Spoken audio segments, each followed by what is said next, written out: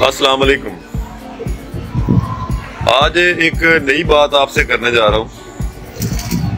आप सोच रहे होंगे कि पेशावर में जो फौजी और पुलिस या पार्लियामेंट पे हमला हुआ, जो GH और रावलपिंडी पे हमला हुआ, जिस तरह मियाँ वाली में हमला हुआ, जिस तरह कोर कमांडर हाउस लाहौर पे हमला हुआ, इसकी बिहाइंड द सीन क्या बात है? हकीकत को हमेशा कभी जुटलाना नहीं चाहिए। ये जो नौजवान बच्चे इस वक्त 10-12 हज़ार पकड़े हुए हैं, अंदर हैं, पाकिस्तानी हैं, इनकी तरबियत कहाँ पे हुई है? सोचने वाली बात है, गौर से सुनिएगा।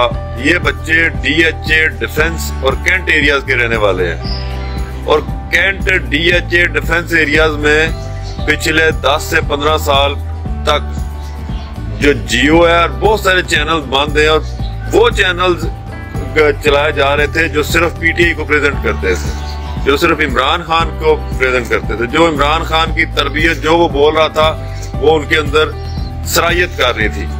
आज वो जो जिन है वो बड़ा हो गया और उस जिन ने इन्हीं के खिलाफ बगावत कर दी है।